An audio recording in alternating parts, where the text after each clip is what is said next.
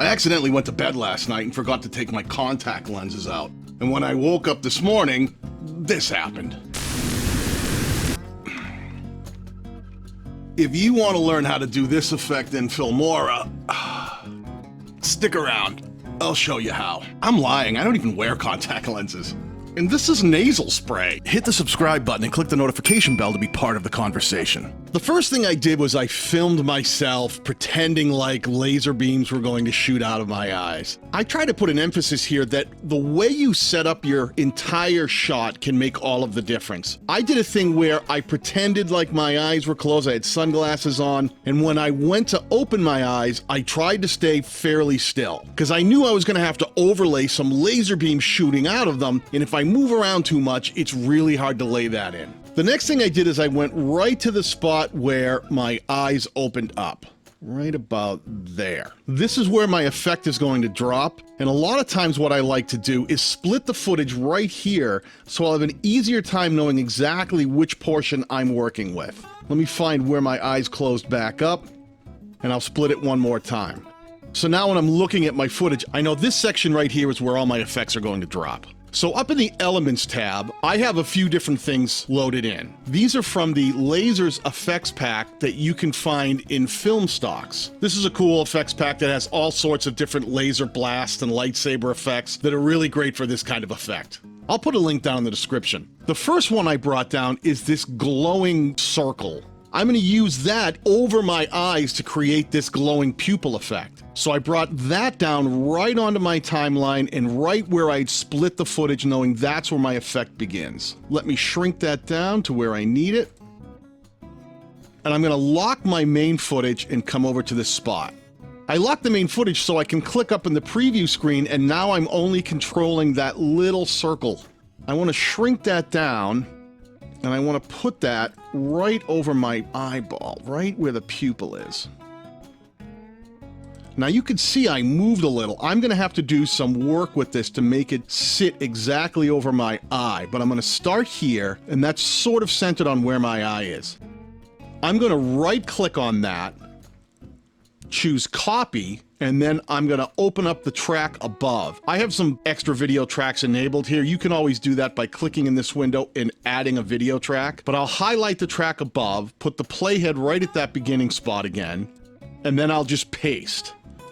And that'll give me the same dot again. Now it's going to be in the same position, so I want to lock the first one, grab up in the preview screen, and it'll grab the new one. I want one for each eyeball. Let me shrink this down so I can see a little bit better.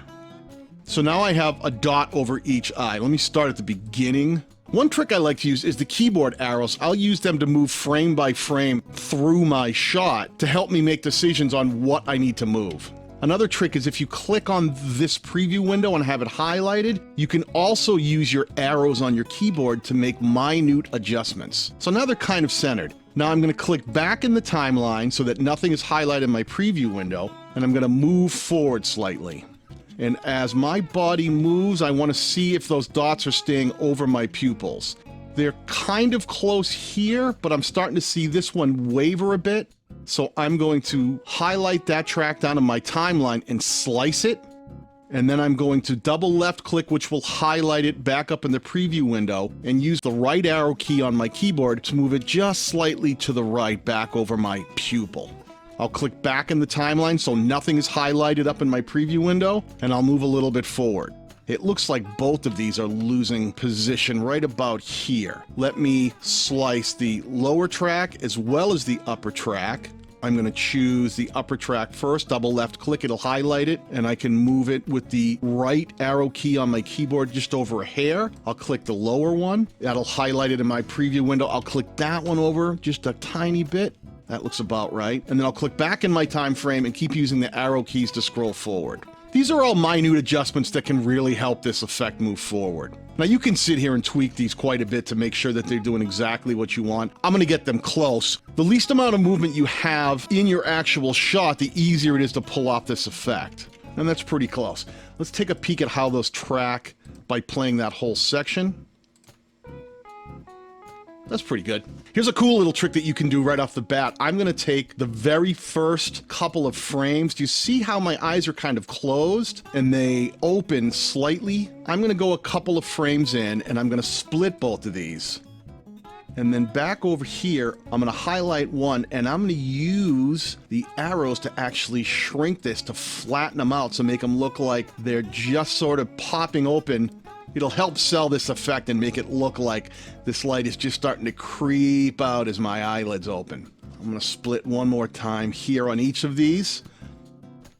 I'm going to fatten this one up a tiny bit, make it look like it's growing. I'll do the same with the one on the left. Open it up just a bit. Let's scroll through slowly and see how that looks. That's kind of cool. See how it looks like my eyes are opening and now exposing that red pupil?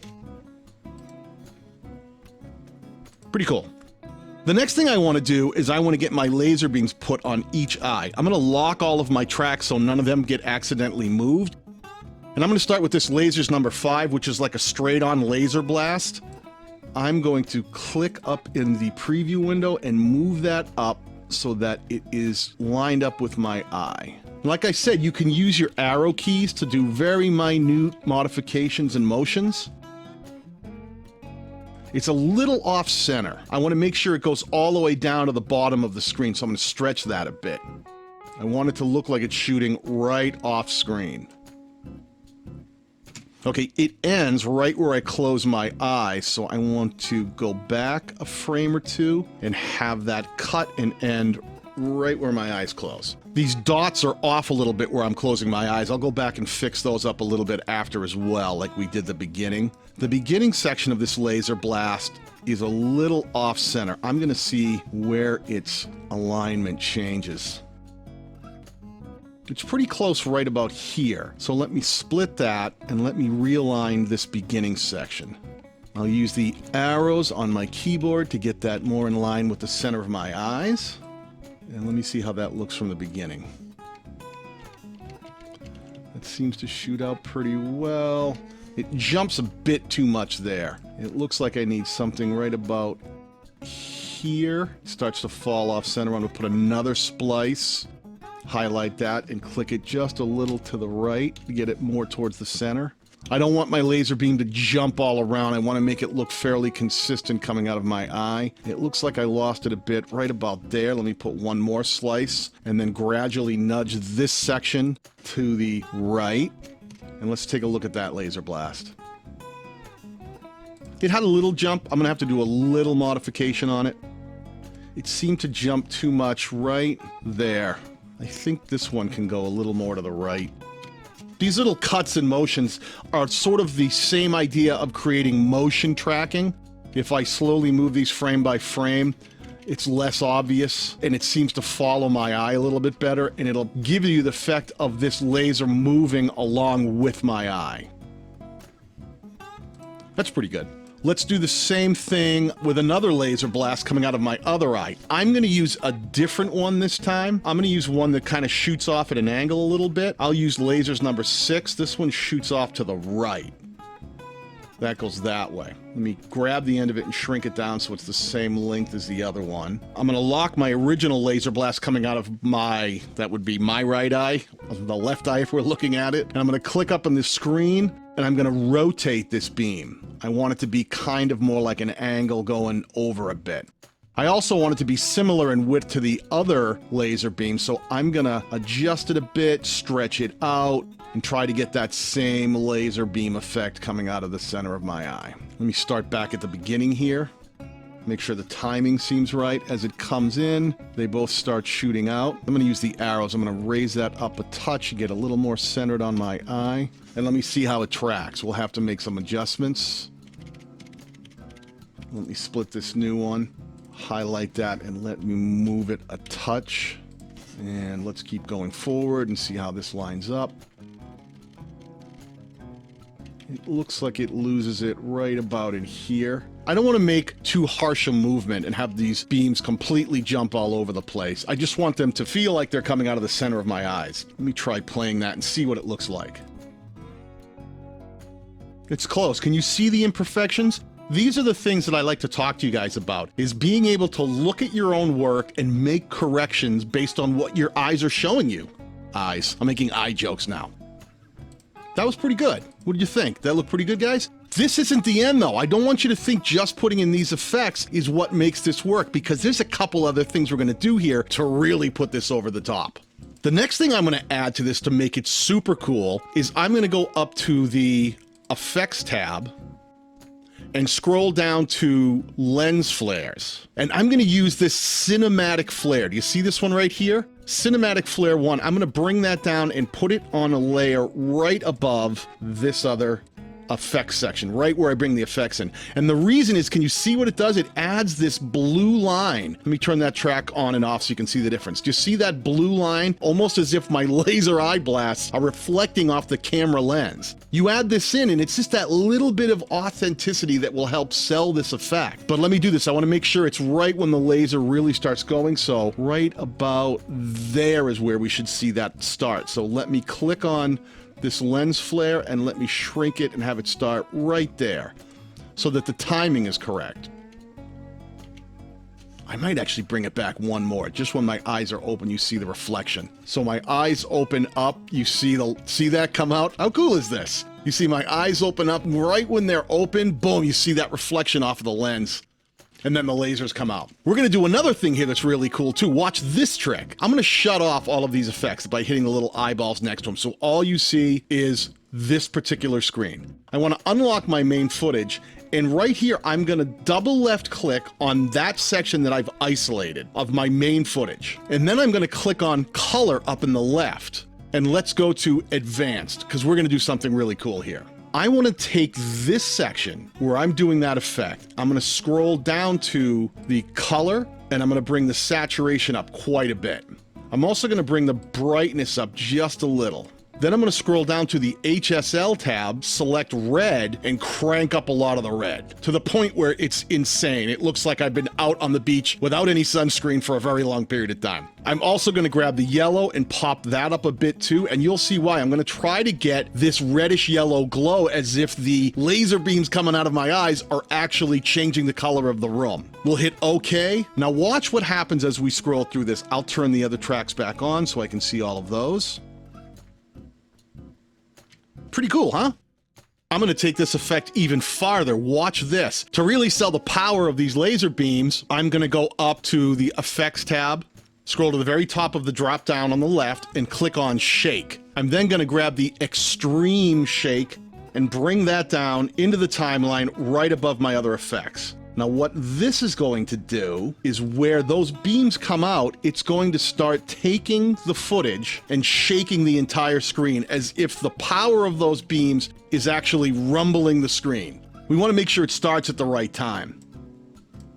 Back it off just a hair, have it start right about there. Now if you double left click on this, you can control the frequency so it's not quite as extreme, but that shake will really help sell this effect. Now you might think I'm done already, but I'm going to add even another effect onto this. In the Elements tab, I'm going to grab this Intense Fog. I believe this one came from the free martial arts pack that's also available on Filmstocks. Let me bring that down into the timeline, put it right above. I want that fog to start hitting right when those laser beams come. Pretty close right in there. Now this fog is way too intense. I just want to get the effect of maybe a little smoke rising from my laser eyes burning into whatever they're hitting. So let me double left click on that, and up in the Compositing tab, let me hit the drop down and let's dial it way back. Let's just get a little bit of smoke happening. Okay, let me look at this. There's the shake starts. The shake might be a little bit early. Let me pull this back. I want the shake to start more when that beam really hits. And there's a smoke. The smoke comes in kind of heavy, so I'm going to do a cool trick here. Watch this one. Let me go up to the Transitions tab. Let me type in Dissolve. Pulls up my Dissolve transition. I'm going to stick that at the beginning, left click and hold and shrink it because I want this fog or smoke to come in a little more slowly. There we go. I'm not going to end it right where the laser beam ends because the smoke would kind of hang in the room, right? So let's go a little bit past and figure out where I want it to kind of dissipate. Right about there. I'll put another slice there. I'll get rid of this end. And let me bring down the dissolve again into this. I even want a slower dissipation of that to make it feel like it's slowly just dissipating into the air. And let me scroll through this effect and see how it looks. Pretty cool.